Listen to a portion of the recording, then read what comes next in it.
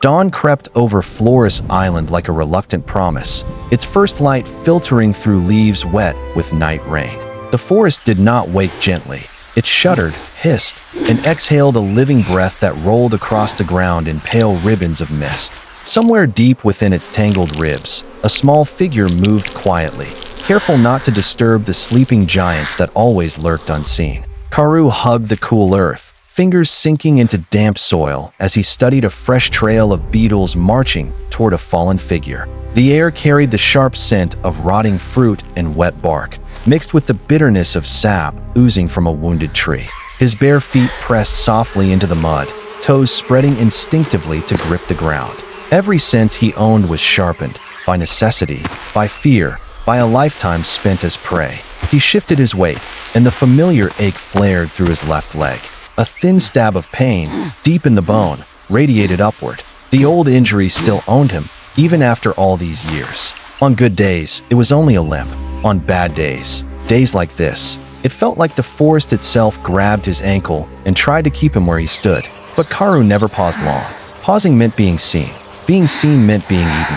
The forest canopy above him shook as a warm breeze arrived, carrying with it the musk of distant swamp water and the sweet, fermenting scent of flowering vines. Morning birds began their throaty calls. Insects vibrated in the air, their wings producing a constant, nerve-pricking buzz. A normal day, a safe morning, or as safe as anything could be for creatures as small and breakable as his people.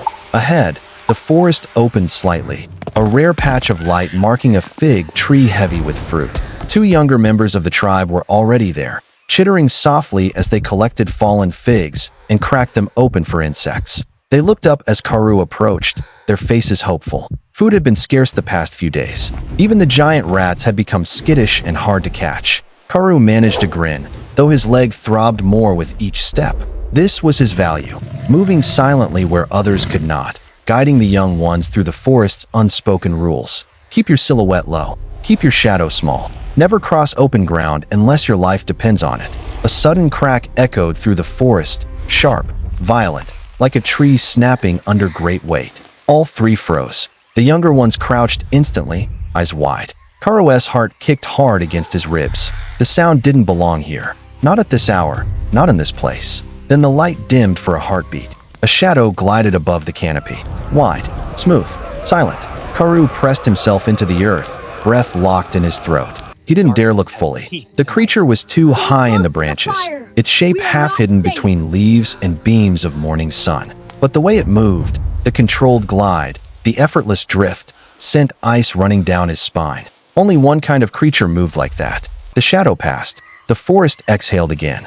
The younglings looked at Karoo, trembling. He motioned to retreat, to melt back into the safer darkness. They obeyed, feet whispering against the leaves. By dusk, the unease had spread through the entire tribe like a creeping fever. A child had not returned from gathering water near the clearing. Searchers went out, but only one returned, pale, shaking, breathless. Karoo went with the small search group that followed. There, in the clearing where the grass grew tall as their shoulders, lay the signs. A single footprint, massive, deeper than Karoo's hand was tall. A cluster of thick white feathers, each longer than his forearm, and long drag marks cutting through the grass, disappearing into darkness. The forest was silent now, too silent. Karoo's stomach turned cold. His breath thinned. He knew this pattern, this cruelty. He knew the creature that left these marks. The flesh-eater had returned. The giant stork that had killed his brother. Night did not fall on Flores Island. It collapsed.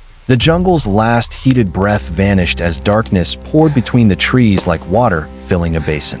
The tribe huddled in a crude ring of bamboo and firelight, but even the flames seemed afraid to rise higher, shrinking back from the void. Karoo sat with his knees drawn to his chest, his leg throbbing like a beaten drum beneath the skin. The child's trail, the drag marks, the feathers, played on a loop behind his eyes. The flesh-eaters had returned. Not one, not a lone hunter wandering the plains. A nesting group, a season of killing. Despite the terror clouding the tribe, morning duties came as they always did. Hunger was a taskmaster that refused to be ignored.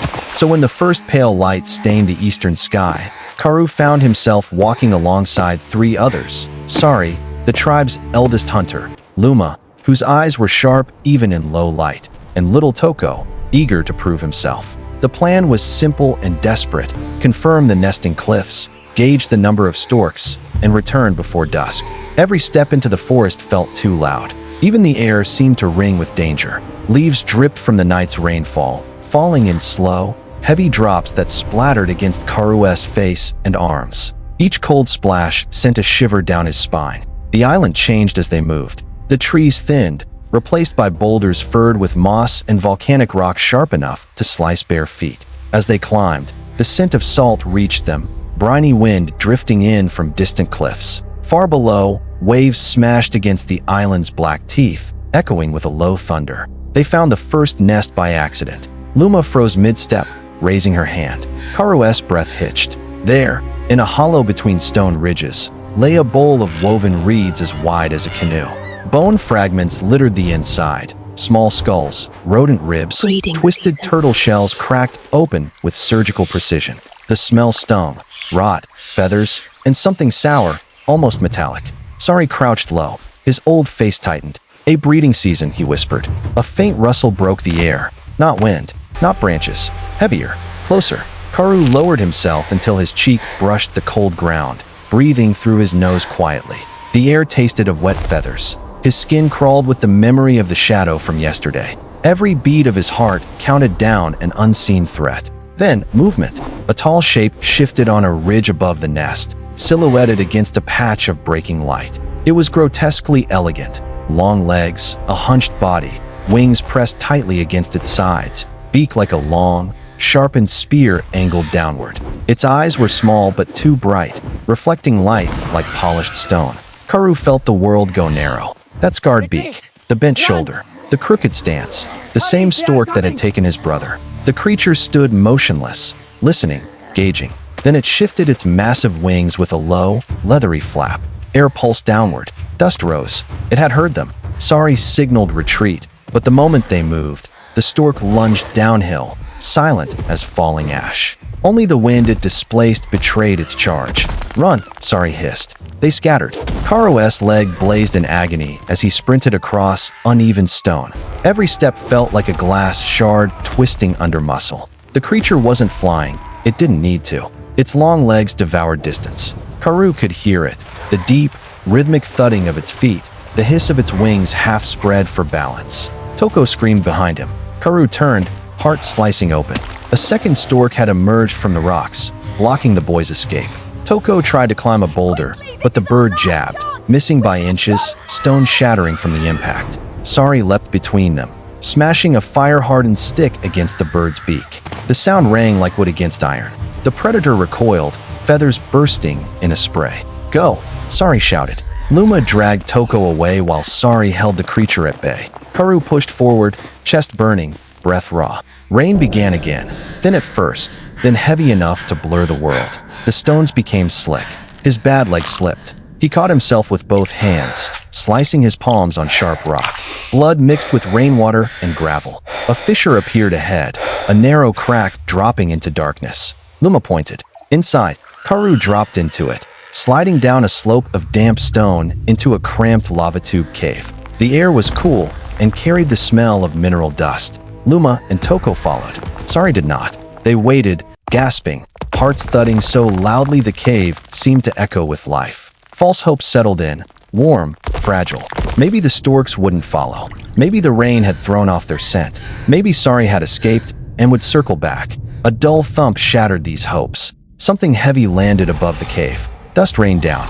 Then came another thump, closer, probing. The sound of talons scraping rock. A low rasping breath. The stork was above them, tracing their warmth, their smell, their fear. Karu clamped a trembling hand over Toko's mouth to silence his panicked whimper. Another scrape, another probing jab. Stone fragments fell around them. Then silence. The creature moved on, but not away. It circled, waiting. Hours later, the rain thinned, though the air grew colder. Hunger gnawed at them. When they finally crawled out from the cave, the world felt eerily washed, cleansed but hostile. The air smelled of wet feathers and stale blood. The journey back to the tribe became an ordeal of exhaustion.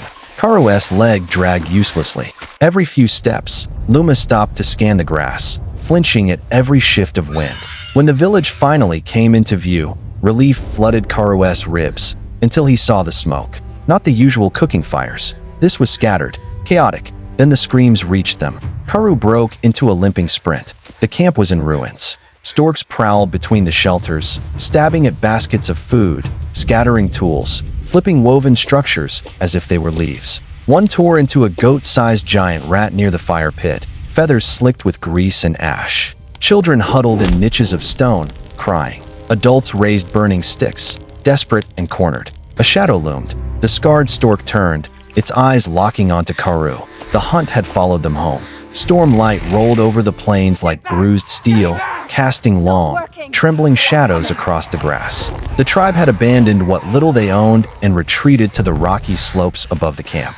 Only Karu remained below, breath ragged, chest burning, leg barely able to hold him upright. He watched the scarred stork step through the remnants of his home, its long beak dripping with the grease of stolen food. It moved with dreadful calm, as if the village were nothing more than a nest of insects it had disturbed. Lightning cracked overhead, painting the creature in stark white for a heartbeat. In that flash, Karu saw his brother's face, saw the moment the stork had taken him, and something inside him hardened into a single point. Running was done. Hiding was done. Karu called out, a sharp, guttural challenge. The giant's head snapped toward him. The chase began at once. Karu fled across open ground, rain blurring the world into streaks. His limp made each step lopsided, jarring, painful. Behind him, the stork closed the distance in terrifying, measured strides. No cries, no screeching, only the thudding of its feet and the hiss of air rushing past its wings. Ahead lay the fissure, the narrow entrance to the lava tube cave where they had hidden before. If he could lure the predator inside, the trap would spring. Sari and the others waited deeper in the tunnel with fire and loose stones ready to collapse the ceiling. The plan was fragile, the margin for error non-existent. Karu's leg buckled just as he reached the fissure. He crashed onto both hands, mud splashing across his face. The stork lunged. Its beak stabbed the ground where his spine had been an instant earlier, cracking stone. Splinters cut Karu's shoulder. He rolled sideways, dragging himself into the fissure's tight mouth, scraping skin against volcanic rock. The stork forced its way in after him, wings folding tight, body flattening unnaturally as it pressed through the narrow stone throat. Its beak darted forward, jabbing again and again, each strike punctuating the space with brutal force. Karu slid backward on elbows and heels, heart pounding so violently he thought the creature must hear it. Then, firelight. Sari's torch flared deeper in the cave, illuminating the predator's monstrous silhouette. The stork recoiled from the flame, its wings thrashing against stone. Now, Karu rasped. Sari hurled the torch onto a pile of dried roots and resin. Flames roared upward instantly, filling the chamber with smoke and frantic orange glow. The heat drove the stork into a frenzy. It surged forward blindly, stabbing, thrashing. Karu seized a wedged stone that had been prepared days earlier. With every ounce of strength left in his trembling arms, he drove his shoulder into it. The rock shifted, cracks split across the low ceiling. The earth groaned, and then the cave collapsed. Stone, mud, and ancient roots rained downward. The stork let out a single guttural rasp before it was buried, wings folding under the crushing weight. Karu felt the collapse take him too, burying his legs, pinning his hips. The torch sputtered in the chaos. Hands reached for him. Warm hands. Human hands. Sari and Luma pulled him from the debris, dragging him from the cave mouth as the last stones fell. Karu gasped at the rush of cold air outside, rain soaking him, mud clinging to his skin. The stork was gone.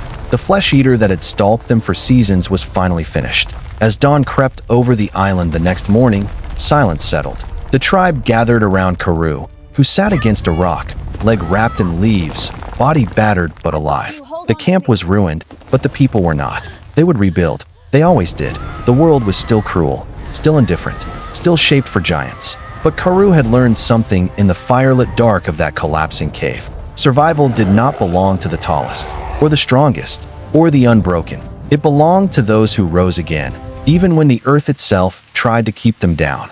And as the sun rose over the steaming jungle, painting the sky gold, Karu understood, despite his size, despite his limp, despite fear itself, he had finally become larger than the monster that once towered over him.